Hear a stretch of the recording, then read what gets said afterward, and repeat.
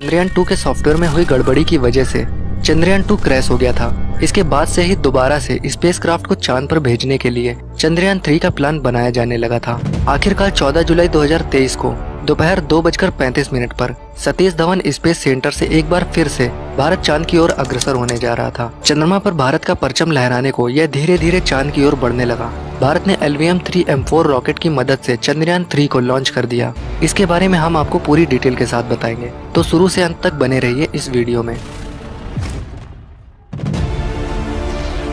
LVM-3 यह वो rocket है जिसकी मदद से चंद्रयान 3 स्पेसक्राफ्ट को चांद पर भेजा गया है। LVM यानी लॉन्च व्हीकल मार्क 3। दरअसल लॉन्च व्हीकल एक रॉकेट है जो कि किसी सैटेलाइट या स्पेसक्राफ्ट को अंतरिक्ष में ले जाता है। आइए इसकी बनावट के बारे में बात कर लेते हैं। दरअसल LVM-3 रॉकेट एक 3 स्टेज रॉकेट है। मतलब यह रॉकेट जब हवा में होता है तो इस दौरान किसी सैटेलाइट को प्रक्षेपित करने के लिए इसमें 3 चरण होते हैं। इन 3 चरण पर बात करने से पहले आइए इसकी बनावट के बारे में जान लेते हैं। इस रॉकेट के अगल बगल जो 2 छोटे रॉकेट लगे होते हैं वो इसकी फर्स्ट स्टेज है, जिन्हें सॉलिड बूस्टर कहा जाता है। छोटे तो नहीं कह सकते क्योंकि इनकी हाइट 82 फीट है। वैसे LVM-3 में इसका नाम S200 है, जिन्हें विक्रम साराभाई स्पेस सेंटर में बनाया गया है। इसकी आउटर लेयर को M250 मार-एजिंग स्टील से बनाया गया है, जो कि इसे मजबूती प्रदान करते हैं। इसमें 207 टन STBP नामक सॉलिड फ्यूल भरा है।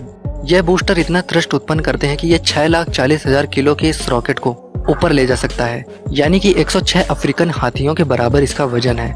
इसमें मौजूद फ्लेक्स नोजल की मदद से रॉकेट को किसी भी दिशा में मोड़ा जा सकता है। हालांकि यह रॉकेट 8 डिग्री तक किसी भी दिशा में मोड़ा जा सकता है। मोड़ने के लिए इसमें इलेक्ट्रो हाइड्रोलिक एक्चुएटर्स का इस्तेमाल किया गया है, जो कि ब्लो डाउन मोड पर चलते हैं। इसका मतलब है कि फ्लेक्स नोजल को कंट्रोल करने के लिए इसके बाहर एक सिलेंड्रिकल टैंक लगा होता है, जिसे FNC ऑयल टैंक यानी फ्लेक्स नोजल कंट्रोल टैंक कहा जाता है, जिसमें हाइड्रोलिक फ्लूइड भरा जाता है और इसी के प्रेशर से फ्लेक्स नोजल को कंट्रोल किया जाता है। फिर आता है इस LVM-3 रॉकेट का बीच का भाग, जिसमें 2 स्टेज हैं, जिसमें से निचले भाग का नाम L110 है, जिसे कोर स्टेज भी कहा जाता है। इस कोर स्टेज की लंबाई 21 मीटर और डायमीटर करीब 4 मीटर का है। इसमें 15 टन फ्यूल भरा होता है, जो कि अनसिमेट्रिकल डिमिथाइल हाइड्रोजन और ऑक्सीडाइजर नाइट्रो टेट्राऑक्साइड है, जिसमें से UDMH बेहद ही टॉक्सिक होता है। जब यह ऑक्सीडाइजर N2O4 के साथ रिएक्ट करता है तो यह स्वतः ही जलने लगता है। इस कार्य को करने के लिए इसमें 2 विकास इंजन लगे हुए हैं, जो कि फ्यूल का उपयोग करके रॉकेट को ऊपर उठाने में मदद करते हैं। यह विकास इंजन करीब 766 किलो न्यूटन का थ्रस्ट उत्पन्न कर सकते हैं, मतलब इतना फोर्स कि यह एक ट्रेन की बोगी तक को उठा सकता है। फिर आता है ऊपरी भाग C-25 यानी क्रायोजेनिक स्टेज। यह भारत का सबसे बड़ा क्रायोजेनिक इंजन है, जिसे लिक्विड प्रोपल्सन सिस्टम सेंटर में बनाया गया है। इसकी हाइट 13 मीटर और डायमीटर करीब 4 मीटर है, जिसमें 28 टन फ्यूल भरा जाता है। यह फ्यूल लिक्विड ऑक्सीजन और लिक्विड हाइड्रोजन होता है, जिसे अलग अलग सिलेंडर में हीलियम या लिक्विड नाइट्रोजन और गैसियस नाइट्रोजन के साथ भरा जाता है। यह हीलियम या नाइट्रोजन प्रेशर बनाने के लिए भरी जाती है, ताकि जो फ्यूल हो उसका बहाव लगातार चलता रहे। क्योंकि हीलियम गैस अक्रिय गैस है, जिस वजह से इसका प्रेशर बनाने के लिए उपयोग करना एक अच्छा विकल्प होता है। तो फ्यूल का उपयोग करके CE-20 इंजन की मदद से इस क्रायोजेनिक स्टेज को आगे बढ़ाया जाता है। इसमें लगा CE-20 इंजन 200 किलो न्यूटन का थ्रस्ट उत्पन्न कर सकता है। एक इंटरेस्टिंग बात यह है कि इस स्टेज में कंब्यूशन के बाद इससे निकलने वाला प्रोडक्ट पानी होता है और साथ ही इससे भारी मात्रा में हीट और फ्लेम निकलती है।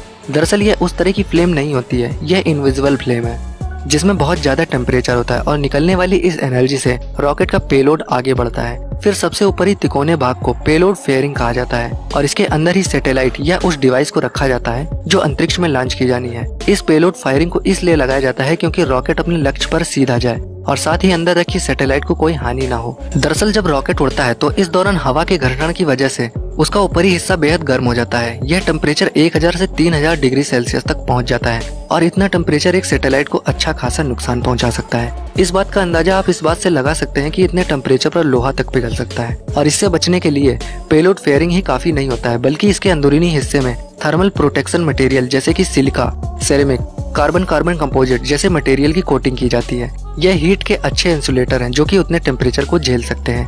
और इसी पेलोड फेयरिंग के अंदर चंद्रयान 3 स्पेसक्राफ्ट को रखा गया था, जो कि 3900 किलोग्राम भारी है। चंद्रयान 3 स्पेसक्राफ्ट में भी 3 भाग हैं। पहला है प्रोपल्सन सिस्टम, ये स्पेसक्राफ्ट को चांद की कक्षा तक पहुंचाने में मदद करेगा। दूसरा है लैंडर, जिसका नाम विक्रम है, जो कि चांद पर सॉफ्ट लैंडिंग करेगा। और तीसरा है रोवर, जिसका नाम प्रज्ञान है।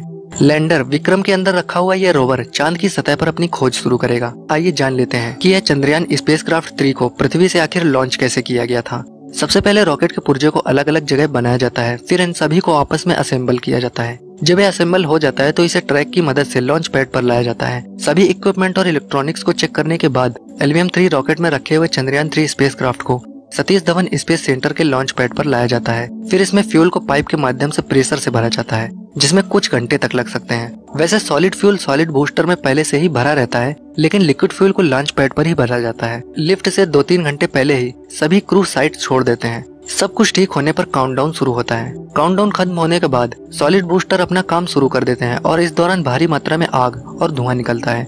इसके साथ ही अत्यधिक मात्रा में साउंड वेव्स भी निकलती हैं, जो कि जमीन से टकराकर रॉकेट को हानि पहुंचा सकते हैं, जिससे बचने के लिए लॉन्च पैड के आसपास पानी भरा जाता है, जो कि साउंड वेव्स को अवशोषित कर लेता है और साथ में फैलने वाली आग को भी कम करता है। तो रॉकेट के सॉलिड बूस्टर जब जलने लगते हैं तो ये ऊपर की ओर उठने लगता है। कुछ सेकंड के बाद ही S-200 सॉलिड बूस्टर में लगे हुए फ्लेक्स नोजल कंट्रोल टैंक की मदद से रॉकेट को एक हल्का सा टर्न दिया जाता है, ताकि यह कर्व पाथ बनाए। इसे ग्रेविटी टर्न कहा जाता है। इससे ईंधन की बचत होती है और स्पेसक्राफ्ट को किसी ऑर्बिट में पहुंचाना आसान होता है। करीब 108वें सेकंड पर इसकी कोर स्टेज L110 इग्नाइट हो जाती है और जब यह अपनी पूरी रफ्तार पकड़ लेता है, फिर करीब 127वें सेकंड पर सॉलिड बूस्टर का कार्य समाप्त हो जाता है और 3 सेकंड के बाद ही S-200 solid booster core stage L110 से अलग हो जाते हैं, जिससे रॉकेट का वजन बहुत हद तक कम हो जाता है। इस कोर स्टेज का करीब 194 सेकंड तक चलने के बाद जब रॉकेट 115 किलोमीटर तक ऊपर पहुंच जाता है, तो इस रॉकेट का सबसे ऊपरी हिस्सा यानी पेलोड फेयरिंग अलग हो जाते हैं, क्योंकि यहाँ पर एटमॉस्फेयर बेहद हल्का होता है, जो कि स्पेसक्राफ्ट को कोई हानि नहीं पहुंचाएगा।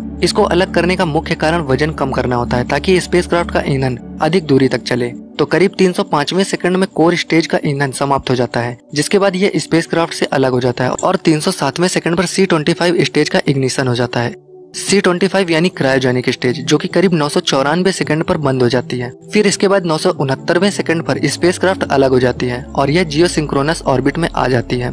फिर यहाँ से शुरू होता है प्रोपल्सन मॉड्यूल का काम। यह प्रोपल्सन मॉड्यूल लैंडर में रखे रोवर को चांद तक पहुंचाएगा। क्योंकि इसमें कोई भी ऑर्बिटर नहीं है, इसलिए इसका प्रोपल्सन मॉड्यूल ही इसरो से संपर्क बनाने के लिए कम्युनिकेशन रिले सैटेलाइट की तरह कार्य करेगा। यह कर्नाटक में मौजूद IDSN सेंटर यानी इंडियन डीप स्पेस नेटवर्क से संपर्क स्थापित करता रहेगा, जो कि भारत का कम्युनिकेशन फैसिलिटी है। यह दूसरे ग्रहों पर जाने वाले भारतीय उपग्रहों से संपर्क साधता है। प्रोपल्सन मॉड्यूल का IDSN से संपर्क साधने में कोई बाधा न हो, इसलिए संपर्क की अनवरत प्रक्रिया के लिए चंद्रयान 2 के ऑर्बिटर का उपयोग भी किया जा सकता है।